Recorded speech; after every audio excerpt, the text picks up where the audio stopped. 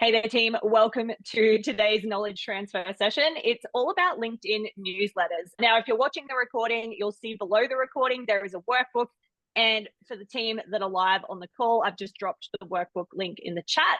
You can follow along and do it in real time. Otherwise, you can go back and refer to the recording and the workbook and do this in your own time. Feel free to jump in and ask questions. Now, just as a quick indicator, Avon, I know your LinkedIn newsletter is live. Sam, yours is live as well. Is that correct? Outstanding. Anyone else on the call, have you activated your LinkedIn newsletter yet? No. No? Oh, Not yet. Luke, toying with the idea? So I've been working with Kylie Chown on this, and it's on the things where I've been getting the framework in place. It's just getting to it, but getting conflicting advice from my SEO firm going, don't do that, just do blogs. And then, so yeah. I got you covered, Luke. I got you covered. You can repurpose your blogs in your newsletter. Sorry, Avon, I stole your thunder, didn't I? No, I was just going to say, I'll tell you the reasoning behind that is that they want to create domain authority on your web domain. But like you can do that in a number of ways. And yes, you should probably look to repurpose. And there is a place for an audience because on LinkedIn, there's already an audience, whereas on your website, long-term value is built by creating that. But if you don't create it, you'll never get it. If you just go on LinkedIn, you'll never get that long-term value either. So you should be doing both. But yes, we'll get into that later. And the beautiful thing about it is, team, which you're about to see, won't take you any more than 20 minutes to set up. And it only takes me maybe 30 minutes a week, and I repurpose the content across YouTube videos and Reels. So it's not a true 30 minutes when you think about the repurposing side of things. So looking at page 1 of our workbook there, what is this mysterious LinkedIn newsletter? Glad you asked. So it's a series of articles. So LinkedIn started off having articles, and then they brought them together into a newsletter that you can publish in a specific cadence around a specific topic, industry, or your area of expertise. It's like having your own mini magazine with the added bonus of, instead of waiting for people to find you, LinkedIn is going to send it out to your followers and beyond. Now, the coolest thing about your LinkedIn newsletter is that it lands in people's inbox. So Avon, being a subscriber to my newsletter, he's going to get an email every time, unless he unsubscribes, he's going to get an email every time I publish a LinkedIn newsletter, and vice versa. All LinkedIn members can discover, read, and share LinkedIn newsletters. We'll talk more about that shortly. And any LinkedIn member, they don't have to be connected to you, can subscribe to your newsletter. And once they are subscribed, the newsletter author, that's you, can see all of their information. So even if they're a third level connection, you can actually, it's like a cheat code to unlock all of their information instead of you having to have a premium subscription. Now, each newsletter that you have has its own page and a place where members can learn about the newsletter, you as the author, and also choose to subscribe or share.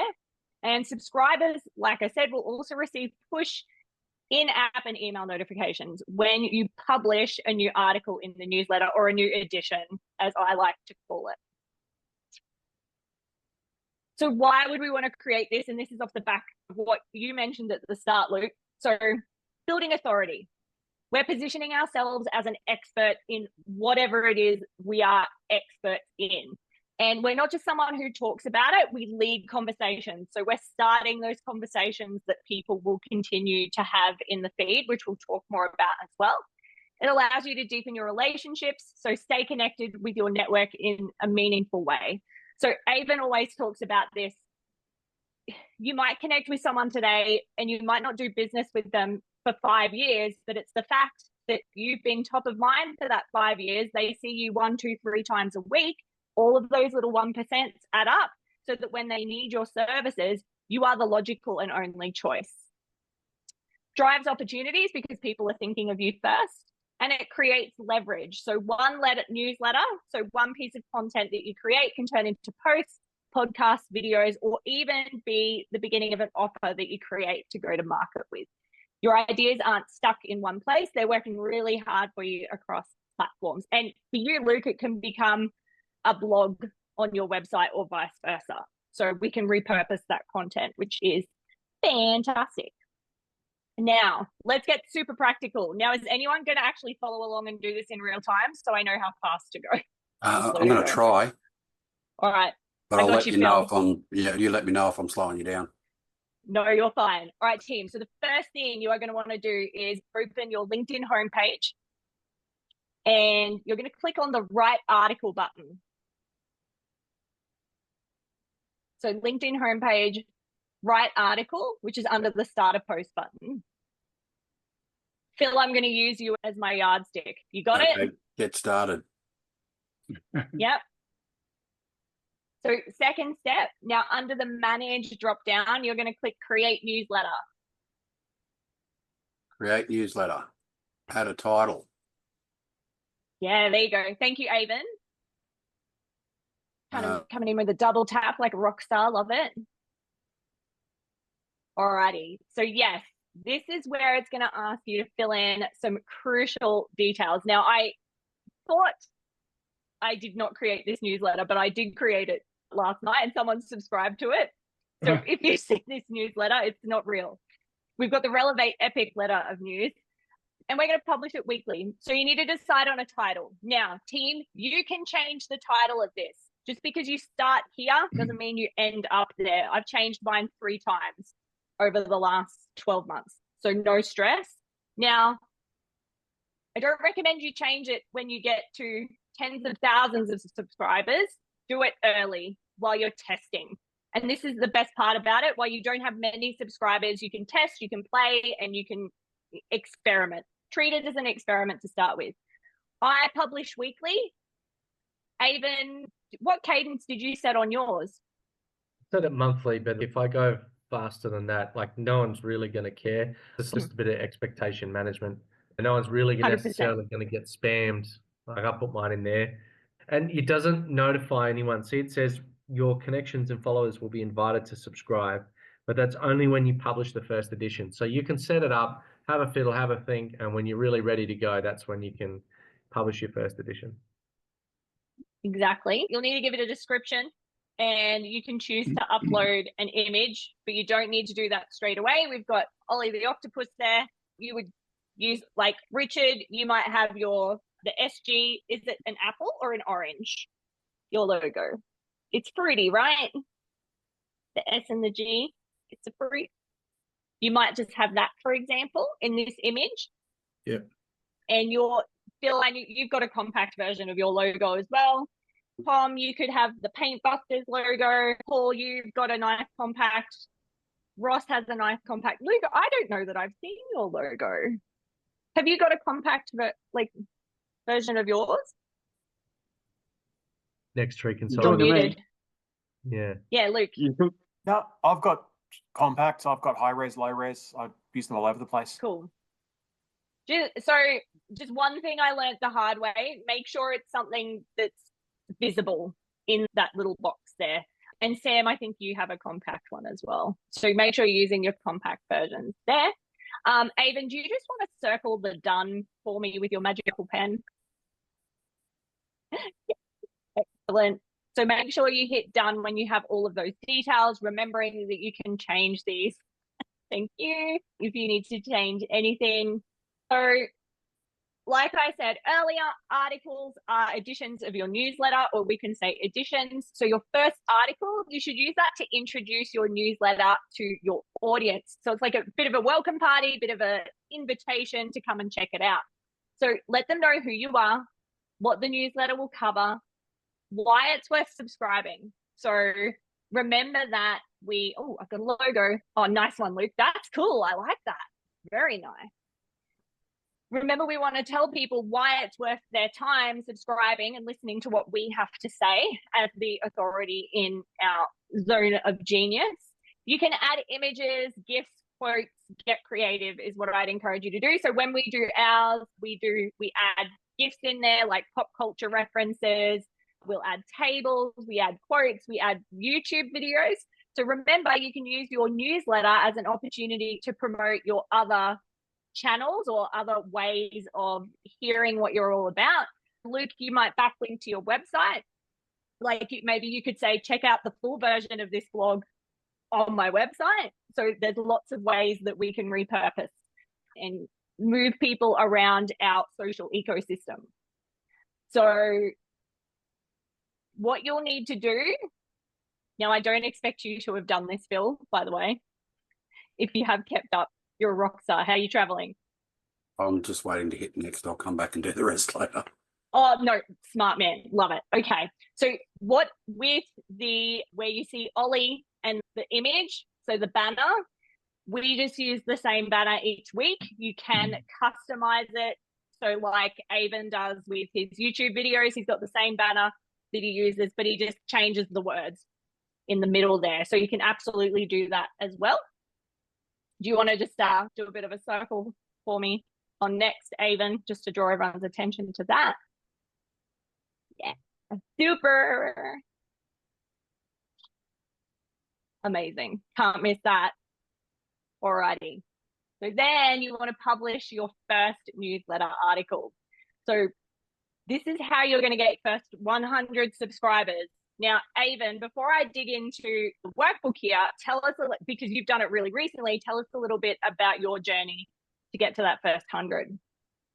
Yeah, there's writing articles, and articles get a little bit of posts.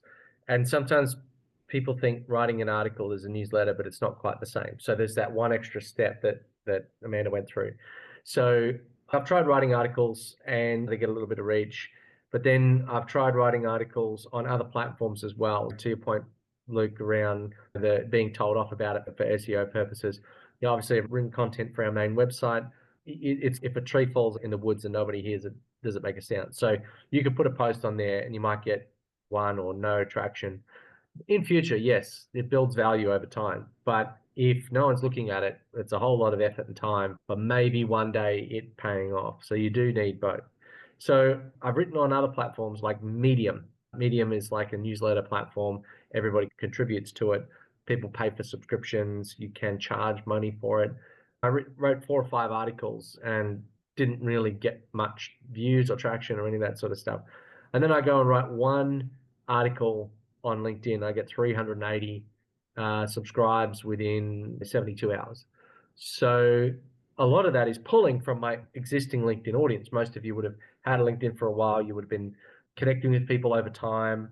And a lot of that audience is somewhat passive, but everybody in your network gets a notification when you set up a newsletter.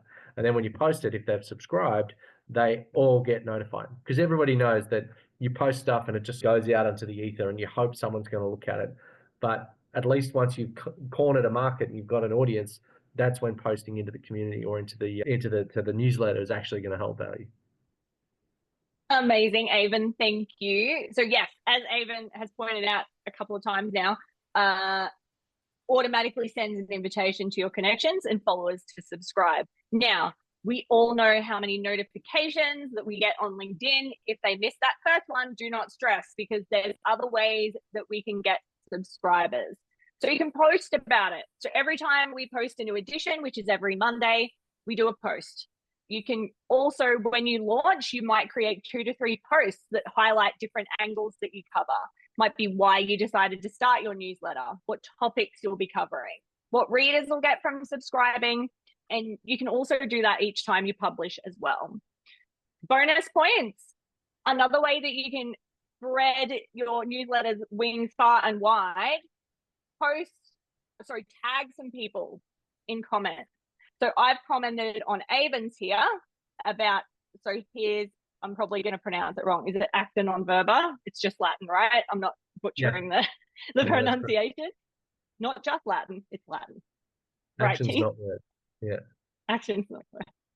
So I have commented, and I've also tagged one of my colleagues, Trevor, so that hopefully he comes in and continues the conversation. So remember, you can tag different people. Do not tag 20 people at once. Tag maybe 1 or 2. People hate it when they get mass tagged. If anyone has been attacked by the mass tagging on LinkedIn, you will know what I mean. At Sam's everyone. smiling.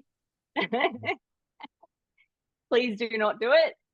Tag a couple of humans that it might be important to. That's how you can get it get traction, remember to make sure that you have posted the link to your newsletter or shared the link to your newsletter when you do these posts. I just want to just jump in here. A lot of times, like as we sit here and we show you this and you go, oh, great, another thing I have to post, another thing I have to post. And it creates a lot of work. But I think you just make it part of what you consider like a trickle down content syndication plan. So you like look at what's the biggest and most complex thing that I would need to create, and then how do I create 50 pieces from that one thing. So like I go and do it like live stream, YouTube, whatever. I then run it through my video transcription software. I pull the text out of the video, and I've just sat down for an hour chat, and now I pull all that out, and that can go into, it could be like a chapter of a book. It can be cut down to an Instagram post. I can run that through another syndication tool and get video snippets out of it. I can then pull the dot point, run it through ChatGPT again, get the dot points, and then quickly just modify that. So you ideally, once you get your process nailed, this just becomes part of the process. It's not like a whole extra mountain to climb. I think it's really important, like of your overarching set of things that you do. Unfortunately, the world we live in is that most things are going to happen online. So you need to be baking this into your process.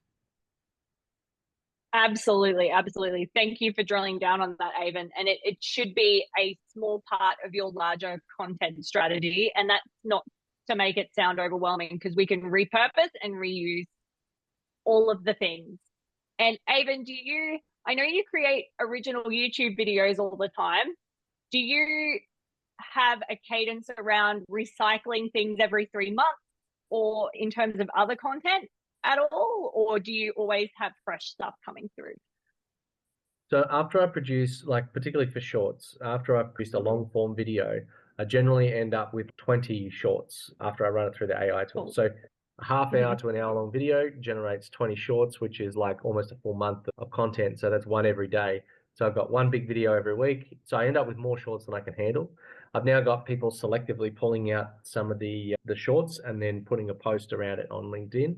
Eventually, like today, I was walking up and down the street in Melbourne. I did a few like Instagram shorts and stories and reels and whatever else. I think if you think of it as a web, and you've got something like assets here and here, and it's all leading people back into the center, that's what you need to try and achieve, or consider the octopus arms rather than the spider's web, whatever. But you're trying to feed everything into the main engine, which would be things like your blog, which once they get to your site, they get nothing but you and they get nothing but value. Whereas you're in the mix with everybody else in those other channels. Absolutely, absolutely. And team, you don't have to start doing all of the things tomorrow. Pick one thing this week to execute on. And if it's your LinkedIn newsletter, great, because we just covered it tonight. So it'll be fresh in your mind. Once that is rolling and you're doing it, then how do I repurpose that content and make some reels, or make a YouTube video, or make my blog? So think about how you can repurpose those things. But as Avon was saying, if you have one hero piece of content, for want of better phrasing, that you can pull a bunch of other stuff from, then you're swinging and you're set. Alrighty. You can also add your newsletter to your profile. So when people come and check out your profile, it can be, you can add it to your headline and your about section. You can also add it as a featured section post. Now, Avon, did you do that intentionally, or did that just happen automatically? Now that I've said that, automatically. Yeah. Amazing. Perfect. So you can. The only other thing I would say, you can change the order of your featured section. So if for some reason you had an event you were running, you can put that in before your newsletter. Otherwise, by default, it will hang out there and people will be able to find it. Amazing. You don't need that page or this page. Now, if you're stuck for inspiration on headlines, I'm not going to go through all of these now, but this is in the workbook. So if you're stuck on where to start, what can I talk about? Amanda, Avon, what am I going to say? We've got some examples there. You might have a how-to. So how to gain your first 100 LinkedIn newsletter subscribers without tearing your hair out, as an example. So we've given you some frameworks there that you can use. 5 ways to get more clients this week by Richard, for example. Number 4, big promises headlines. The secret to Luke, the secret to becoming cyber safe. I don't know, something like that. You could come up with something more magical than that, I'm sure. Paul might say, What your are you MSP is missing. Whoa, I like it. I like it. See, there we go. We're coming up with creative ideas. So that will get you started. So great headlines are all about benefits and curiosity. Is this going to stop someone from scrolling on their phone or on their desktop? We want to stop the scroll. If it's enough to stop the scroll, we've won 90% of the challenge. Avon, jump in. I was just going to say, is it worth, and do we have time to just go around each person and just brainstorm what's one that you would do? So I've got one, it's a YouTube video title, but it's 5 common mistakes in your Zoho CRM. And so that gives people going, oh, is that me? What am I doing wrong? And then they get in, and like sometimes it's the stuff we find day in, day out. And it needs to be fixed in order for the system architecture to be scalable and common when you're trying to integrate with other things. So it's not like we're doing anything that isn't like what the manual says you should do. So it's sometimes you just got to highlight someone to their language. I don't know, maybe go around table, have a quick brainstorm while I've been talking. Hopefully you've come up with something, and then we'll go one by one and then see if we can reflectively give you our brainstormed ideas, just so you got one thing that you can walk away with. Let's go with Sam. What do you reckon? I was just looking at the 2 newsletter headlines I have so far. I'm probably doing this to some extent, but sorry, you start with someone else because I missed your prompt while I was looking at my own. No, I was going to say you could pretty much, you've already done it because you've got how to mission debrief like a fighter pilot. Yes. See, I'd be like, yes, I'm in. That sounds pretty cool. Curiosity plus, I'm in, sold. Yeah. And we're pretty much hanging on that theme. I think my other one is mission briefing for business, how to ensure your team is on the same page. I like it. I like it. Ross has got a hand up. Oh, sorry, go Sam. Sorry, did you have something else? Ross. I'm just going to ask, do you use the headline analyzer? Because I've been doing that. You can have there's free or paid headline analyzers, and the whole idea behind them. And I wonder whether you guys had actually been using them at all. No, I know they exist. I think, sometimes it's good to test. Like I try to have my language to be a little bit more jarring. I throw in some pop culture references. Like this morning I said, if you want to be starting something, you've got to be starting something. So if you want to actually do something, put the effort in and you'll get the result. Right. I saw that, yeah. But that's a Michael Jackson line from a movie, from a song. So nostalgia sells, right? So I just take my marketing brain and go, how do we do something someone's familiar with? Because that might trigger attention. And one other thing I do is see if I can do it with my laptop and not break stuff. When I start a post, I actually start it upside down. I'm like, hey, and I've rotated the screen and then come in, and it's a visual hook. So it doesn't have to always be words, but that's video. Like you can't do that here on the text.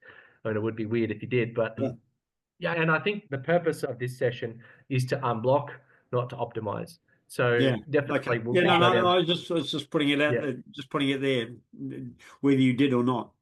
Okay. No, I think it would be worthwhile. Amanda, you've got this workshop. I was hoping you put the link to that post that you put into the chat, but go onto the post and add your comment about the headline research, because this point of using the community portal is to get main idea, have additional ideas that join onto that and are associated with the content that's been presented.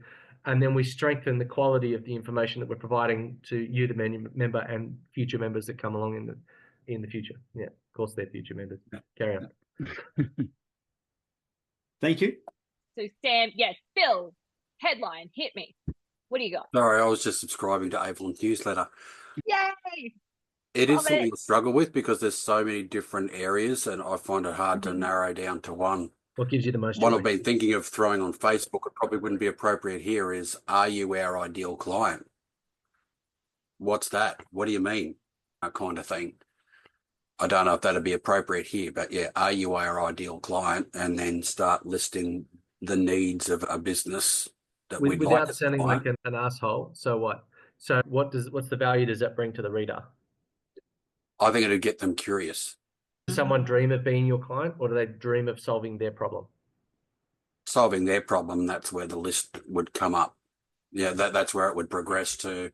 I would frame it a bit differently. So it's like, how do you be good for me? It's probably more, how do I solve your problem so your life is better? They don't care about you or your business. I'm sorry to say that. No, I understand what you're saying, and I guess Yeah. they see that all the time. They see what we can be for you all the time. It would be a bit of a reverse flip that would make them go, hang on. I've got no problem with testing. That's what you get to do with articles and content, is it'll help you refine very quickly, based on the analytics of what works and what doesn't. So just call me devil's advocate here, not like a naysayer. I understand. And don't do it. Yeah. Just taking that a different way around is to play it on them. Can you make my top 5 ideal client list? Ooh, nice. Clever. Then you might make me get curious. Do I want to be ideal client? Oh, you're IT. No, I'm not. I've got that sorted. But could you make my top 5? Would you make it onto our wait list? Yeah. Yeah. And Yes. all of a sudden you've got me. Oh, wonder what the list. What do you need to be in the top 5? Or you could use Avon's approach and say, are you on our banned list? Yeah, exactly. Phil, could I make a suggestion? To be honest, I agree with Avon. To be honest, people don't care about your business. They're caring about their business. And what about if you went something a little bit softer, which was along the lines of who we help? Yeah. Again, like, it was just an idea, and it was the best idea I had at the moment, but I'd pictured it more as a Facebook, as I said. I'd never even thought about the newsletter until tonight. The beauty of it is you could try every iteration. No one would care. If you put all of them out, of those 5 or 10 or whatever iterations, find which one works the best. and then narrow it down hard Yeah. on that. So take our feedback with a grain of salt, but I think the mental exercise is valuable. Yeah, definitely. Awesome. All right, let's go. Paul, you're up. Look, I'd like to handle this a little bit differently. Several of you here know what I'm up to in terms of doing a newsletter. I've been talking about it for a while, and I'm expecting to go live in May. My newsletter is a little bit different. It's not about me. It's about my clients. And in fact, 3 of you here tonight, the people who will be featuring in it. So it's going to be a monthly newsletter. The headline will be very basic. And look, I like the idea of the analyzer. I'm familiar with them. So all I was going to do is put my name, my company name, and simply say monthly newsletter, May 2025. What I'm wanting to do is to feature, and this is where I'd like a little bit of assistance, is I had been thinking of doing featuring 5 clients every month, where I'd put the name of each of the 5 companies, their website, and a few bullet points around what each one does and the sort of businesses they work with, which comes back to Phil's point of who we work with. And that way, there's a bit of self-filtering that's going on. In other words, if my newsletter is going to people and they're simply not the right client for my client, and remembering I'm looking at doing several clients, I'm looking at doing either 3, 4, or 5 clients in each monthly newsletter. And that's the first bit of advice I'd like. Ideally, I'd been thinking of 5, and I've almost got it ready to go, but it's probably too long, which wouldn't surprise. You're coming from a big database trying to filter down to a small set, whereas yes, yeah, that's right. Start a new thing. Yeah, that's right. So look, at when I started this, I was thinking I'd showcase 5 of my clients in each month. So month May, I'd do 5. Month June, I'd do another 5. Month July, another 5, etc. And look, I've got enough clients, I reckon, that would keep me going for 4 or 5 months before I had to repeat anybody. And the reason I'm doing this, and a number of you already know it, is because my previous method of business model was to approach my 10,000 connections one by one. And I had a couple of cases where they came back and said, look, thanks, Paul, that was really interesting. We would have liked to have met with your client, but we recently signed up for another agency. So look, at this stage, no, we're not looking to.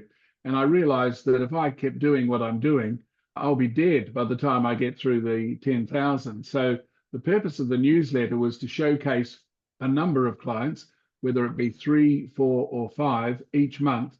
And that way, on a revolving basis, my database will see the sort of businesses I'm working with.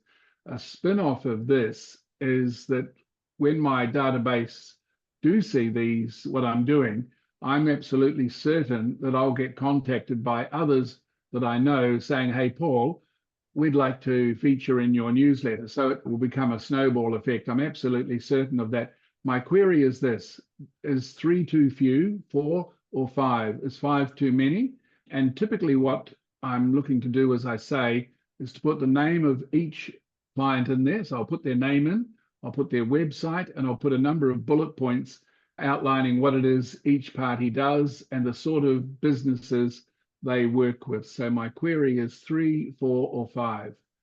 Can I Yes. ask a question, Paul, first? Sure, Tom. Yep. So you're talking about the LinkedIn newsletter, running your newsletter from there? Look, thank you. That's a good point, Tom. I'll also be doing this actually as an email. So it will go to so I've got 10,000 businesses in my email list, and I've got Correct. 8,000 LinkedIn connections. Yeah, it'll go to Yeah, both. So I'll do it as an email and also as a LinkedIn newsletter. Go, Tom. Yeah, sorry, just with that, because like when Avon set his up, you've got to get the followers or the subscribers. So depending, without spamming people in the right software, can you, as I was talking about before, was repurposing everything. So if you could invite your database to subscribe to your LinkedIn newsletter, that would give you a huge boost in your business there, because that would add value to the 3, 4, or 5 that you want to highlight each month. So that's all I was thinking. I think we might, Yes. sorry, I think we might bring this back on track to LinkedIn newsletters. So we'll break that out in perhaps a separate chat. Is anybody else, Luke, can you think of a headline that you might use? Oh, funny you mentioned that. It's one of the things, a couple of workshops I'm looking to run in July, and I'm having an ebook written at the moment, is that questions to ask your provider if your organization has cyber resilience. Ooh. So it's empowering them to basically go and play 20 questions with their IT guy, their MSP, whoever they might have, because time and time again I see, oh yeah, we're good, but not to take a dig at them, IT and cyber are different fields. They're related, but they're different. And giving them the questions to ask will help insert a little bit of doubt because I want them to actually question the information they're being given. Your accountant, or if your internal accounts person goes, oh yeah, our books are amazing, are you still going to get an auditor in to check them? So like the same thing needs to occur on the cyber v IT side. And it's just to give them the questions and the information to ask, or the questions to ask, and answers that indicate good, answers that indicate bad, and using that as a quasi call to action. You could even have a few dot points of this is what you should be listening for. Yes, yeah. So I'm still in the process of developing that out. Tom. I'm struggling on my iPhone or iPad to even get to set up a newsletter, so I'll have to have a look on my Apple Mac to see if the LinkedIn one actually has a section for that, because the phone and iPad don't appear to allow such a luxury. So God willing, the Apple Mac Pro does. But if I was to do a newsletter, what came to mind is I did a video ages ago, and it's called "To Paint or Not to Paint?" That is the question. Whether it is noble in the mind to suffer the slings and arrows of outrageous painting contracts, or to take arms. And it's all about ROI and stuff like that. So I did a video some time ago because it gets a lot of mileage. Yeah. All right, we'll put a pin in that one and we'll listen up for it. Richard. I haven't quite nailed it, to be honest. I've got a few things I was thinking about. I recently did a visibility workshop for somebody. So it was visibility made simple. And I thought that went okay. So then I was wondering whether three tips to grow your sales, or do you need 3 tips to grow your sales? But then that sort of bypasses potentially that response mightn't lead them to advertising. So I just call the advertising services that I offer. So The 3 ads you need to make more sales. 3 ads you need to make more sales. 3 sales mistakes, or Yeah. three reasons why your ads aren't converting to sales. Yes. Can you track your conversions to your ads? Like question headline. I'm just going through the dot points here on screen. Or I got this result from my last 3 ad campaigns. Yeah, thank you. Okay. The numbers don't lie, and then proceed with some of the statistics. Like you're a very numbers orientated person. Your Google stats and all the rest of it. You've shown me the before and the after. Yeah. You need to, I think, like personally, I think you need to be a little bit jarring, just to a small degree, just to go 3 reasons why your ads suck. Yes. Just something to pull out. I think that's great. Yeah, I'd repeat that. I think you've nailed it, actually. I think I'm quite happy to be I can be colourful in my language when I'm dealing with someone face to face, but I tend to be a bit more reserved when I'm presenting this stuff. And I think that comes back from my media training to be very cautious. Yeah, ads can be a bit different. Yeah. Anyway, sorry, we'll continue on. Well, I think that was a good little foray into a bit of brainstorming.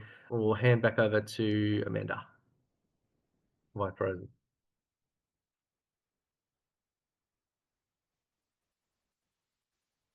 From your last 3 campaigns, or these are what I got from my last 3 campaigns. Did you? I like that. Yeah. And then if they didn't, that goes, they need to talk to you. Thank you. Yeah, thanks, guys. There's some really good stuff there. Thank you.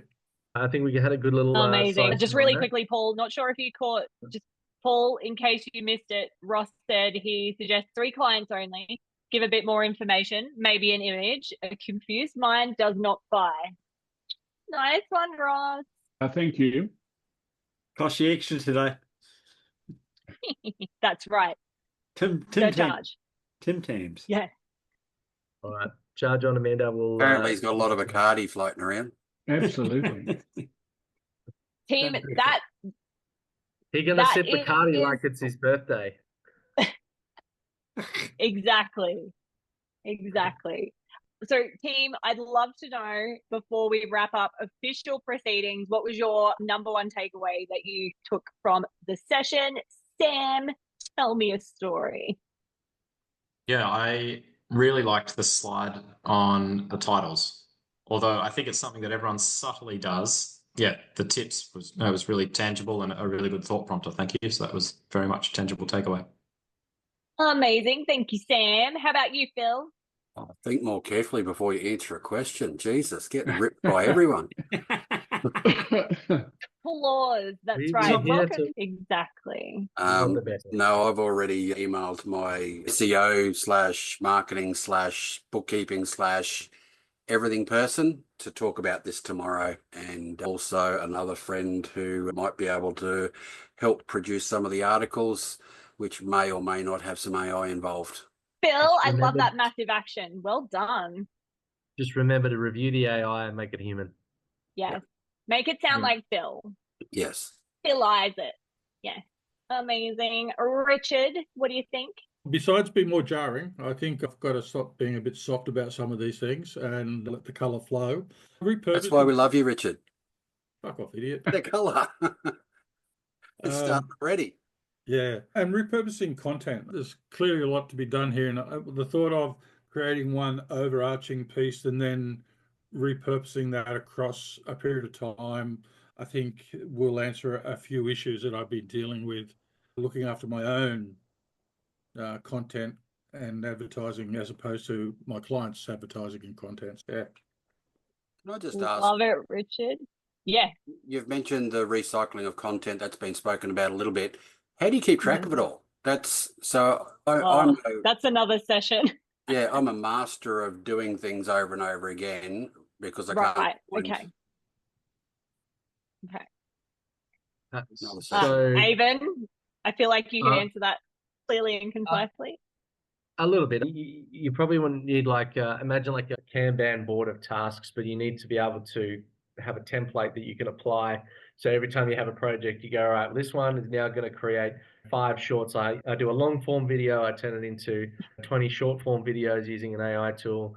I then take the text, I turn it into a piece of content written. Then I might, and depending on the different platforms, they each have different rules. I've got a marketing team that does a lot of it now, and sometimes I'll throw some extra stuff on because you probably have a base load of content that you need to put out, and then you're going to have like situational based things. Like we had the event, so we ramp up a little extra for that.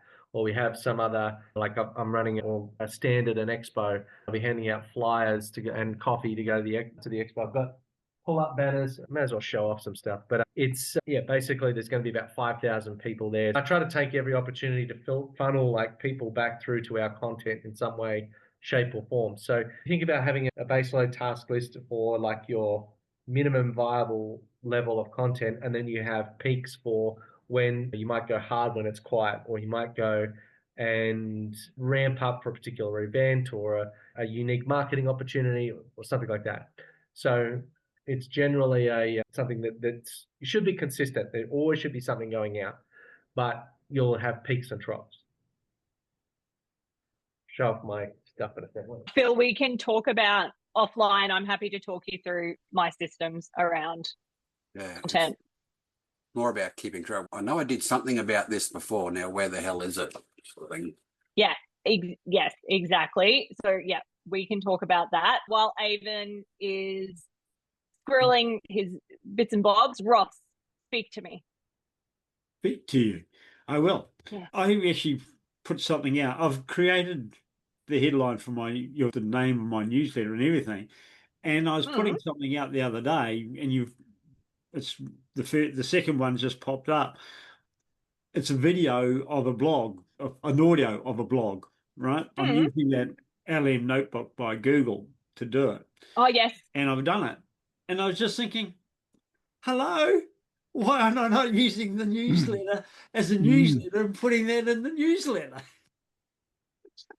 There you go. And that's how we add value, by making you think of random things that you should be doing. I love it, Ross.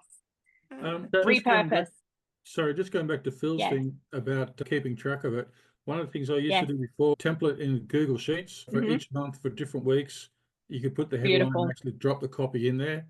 That's if you don't have any other app. It's just something as simple. Google Sheet will allow you to keep it. Yep. Then you can look at what you did last year. I can use that. I can repurpose that. Yeah, it doesn't need to be fancy. Yeah. Yes. So love it, Richard. All of this content really just helps people see you as bigger than just the person that's in front of them. There's a bit more evidence that you exist. There's a bit more display of expertise. There's a bit more ability to research who you are.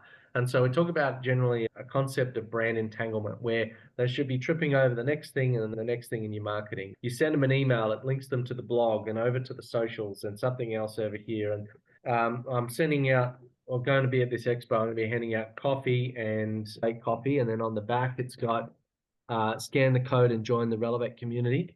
And then I've got this, and we've been invited by Zoho, so we're advertising our Zoho services.